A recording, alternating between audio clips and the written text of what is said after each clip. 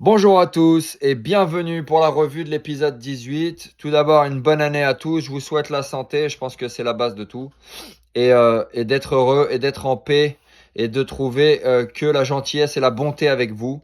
Alors, on démarre l'épisode 18 plus ou moins sur ce qu'on avait à la fin de l'épisode 17, c'est-à-dire la réunion entre Carla, Mélanie et Vincent qui ont un peu du mal à se mettre d'accord sur qui ils vont prendre dans l'équipe. Comme le nombre de participants diminue automatiquement, on a moins de choix de personnes à prendre dans l'équipe. Voilà, là, on sait que les alphas vont être 6, que les bêtas vont être 7. Donc, ça fait un joueur par personne. On revient sur la soirée karaoké que je pensais être finie à la fin de l'épisode 17, mais non. Il y avait le passage que nous on a kiffé, que je pense que vous avez tous kiffé, voilà, de Patrick Bruel, où on chante quand c'était des rendez-vous dans 10 ans.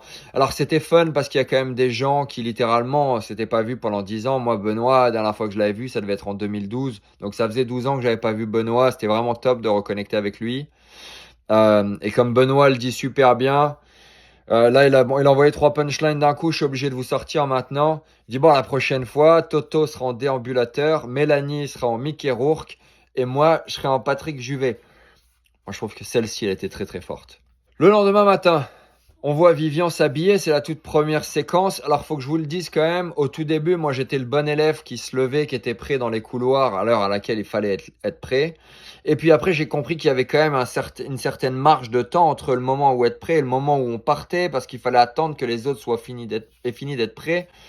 Tout ça pour vous dire que moi, ma chambre était en face de celle de Vivian, Nicolas et Solène. Et j'avais expliqué au nounou après que j'avais pris la décision de ne sortir du lit que et seulement si Vivian était sorti du sien. Donc je sortais ma tête pour checker si Vivian il était dans son lit. Et si Vivian est encore dans son lit en train de dormir, je ne bougeais pas. Parce que ça me saoulait d'être prêt et d'attendre 30 minutes. Alors qu'on était quand même assez fatigué. Voilà. Alors, après, on a une petite séquence sur nos deux salamandres du jeu, Benoît et Eddie, qui tous les jours se demandent comment ils font pour rester dans le jeu. Je vous avoue que tout le monde s'est demandé ça. Il y avait des personnages à cette phase du jeu, comme Vivian, Eddie et Benoît, où on se disait, mais comment les gars vous faites? Ou Solène peut-être aussi de temps en temps. Donc on voit une séquence où on pose des questions à Vivian, c'est un peu lui le centre de l'attention. C'est quoi les adjectifs? C'est quoi un pronom? C'est quoi une métaphore? Ses réponses, c'est de la pépite, hein. C'est peut-être pour ça qu'il y a des émissions comme celle-ci, pour qu'on en rigole un petit peu. Et ça n'empêche pas d'avoir une vie où il se débrouille très très bien, hein. Mais bon, sur le côté académique, on sait il a pas été, comme dirait Maïsan, le pingouin qui glisse le plus loin, quoi. Alors, on voit qu'il y a une nouvelle stratégie qui est proposée par les filles, Carla et Mélanie. L'idée, c'est de faire perdre l'équipe bêta. Moi, j'ai besoin de vous dire quand même que nous, on n'est pas au courant, en fait, de ce type de stratégie. Là, on le voit à l'écran, 80% des joueurs n'étaient pas au courant qu'il y avait eu ce type de discussion. Alors Vincent, oui, automatiquement, il est dans le groupe. Marois, par défaut. Peut-être Nicolo, parce que Marois. Mais des mecs comme Toto et moi, on était au baby-foot, quoi. Donc Marois accepte le deal, même si elle n'a pas envie de tricher pour son équipe, ce que je trouve plutôt pas mal, parce que c'est vrai de faire tomber tous les potes pour sauver son cul, c'est un peu moche comme histoire, en tout cas personnellement. Puis remise des écussons, voilà. Et un écusson encore alpha, bon j'ai fait bêta une journée, c'était pas mal, j'ai bien aimé. J'aurais pu faire une deuxième journée, mais après je sais que Vincent, c'est mon allié et que automatiquement, s'il peut m'avoir dans l'équipe, il me mettra.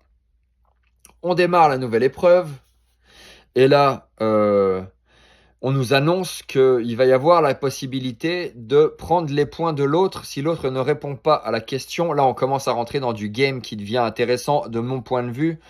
Il y a quand même plus de chances de s'en sortir en fonction de ses propres capacités que quand on est en équipe alpha, bêta et qu'on n'a qu'une seule question et que si tout le reste de l'équipe ne connaît pas la réponse, toute l'équipe plonge. Là, il y a un petit côté où on commence à devenir un peu plus chacun pour soi. Et moi, pour moi, je trouve que c'est plus avantageux. Donc, Benoît, petite punchline, mais je la sors maintenant parce qu'au final, il y en a trop. À mon avis, le courant va passer entre nous alors qu'ils viennent se prendre les diodes. Et là, je vous dis franchement, les mecs à l'intérieur de la case blanche, donc qui se prenaient les décharges d'électricité, ils faisaient pas semblant, quoi. Il y avait vraiment l'air qui est une décharge. Alors bon, ok, on est dans du ça reste du safe. On a la télé, c'est du PG-10, donc c'est pas non plus de la chaise électrique, mais c'est au-delà des petits papillons de l'époque qu'on mettait sur les abdos pour stimuler avec les électricités les abdos, histoire on les fasse allonger sur le canapé. Je sais pas si vous avez connu, mais moi je vous le dis, j'avais une machine à la maison, quoi. Il fallait que j'entretienne les abdos à la maison. J'avais la petite papillon là, tu les mettais et ça activait électriquement, ça envoyait des impulsions électriques sur les abdos. Alors, après, on a à un moment une petite réponse de Toto qui est très bonne et je voulais revenir là-dessus parce que je trouvais que c'était intéressant. Ça serait littéralement un sujet de live. Si ça vous intéresse, faites-moi un commande dessus.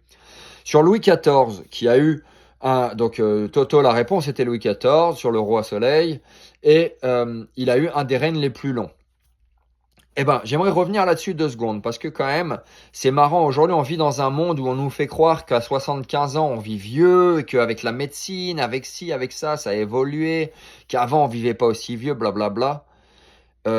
Faudrait qu'on revoie un peu à quel point on se fait enfumer sur les infos de l'histoire et sur la vérité parce que à l'époque de Louis XIV, où le mec, j'ai pas creusé, mais il a fait un style 70 ans de règne. Donc les gars vivaient 70 ans aussi comme nous aujourd'hui, sauf qu'à son époque, à lui, les mecs prenaient un bain par an, et encore, parce qu'il y en a qui n'avaient pas de baignoire, donc ils se lavaient à la lingette tous les 3 mois, la crasse qu'ils avaient sur le corps. Ils avaient les chicots qui tombaient au bout de 20 ans parce qu'ils se les brossaient pas. Ils n'avaient pas de cheveux au bout de 30, entre les mythes, les poux et tout ce qui grattait. Il y avait des morpions, il y avait n'importe quelle zone qui avait des poils, c'était la fin de la vie, quoi, tu vois. Donc imagine, t'as 35 ans, t'as plus de poils sur la tête, t'as des morpions entre les jambes, sur la barbe, t'as des rats qui passent, je sais pas.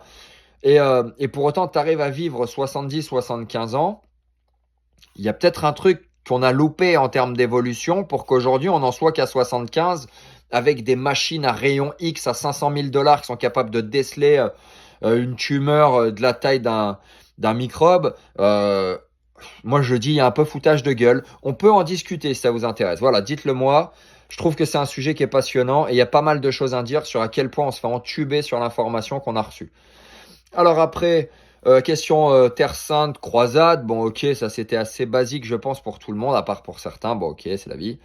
Bon, voilà, les questions histoire géo, ça fait un petit peu mal à regarder, ou du moins ça fait rire. Est-ce qu'après, ça va changer? En tout cas, on passe sur la deuxième manche avec question sur la langue française. J'ai hâte de voir ça. Je pense que vous aussi. Les punchlines du jour, elles sont nombreuses. À un moment, Benoît qui sort avec ses électrodes. Bon, pour les gens qui ont du mal à aller à la selle, je préconise cet exercice. Ok, ça c'est explicite comme il le faut. Et après, j'ai aussi une autre punchline qui est euh, une punchline, mais c'est toujours pareil, sans finesse, c'est les punchlines de Carla. Donc quand Nabil s'incruste dans la chambre avec Mélanie et Carla, elle dit ah ouais mais vous faites un lit king side. Donc voilà, on revoit ça, c'est pas king side, c'est pas le mot côté, c'est king size, c'est le mot taille. Et aussi à un moment elle sort, ils vont pimper l'épreuve. Donc voilà, attention parce qu'en anglais le pimp c'est le proxénète. C'est pas voilà, c'est pas non plus un truc de fou dit comme ça, mais c'est pas du tout le même sens que piper du sens de pipe. Même si on peut aller chercher un champ lexical très très éloigné pour ceux qui arrivent à comprendre la finesse de la blague.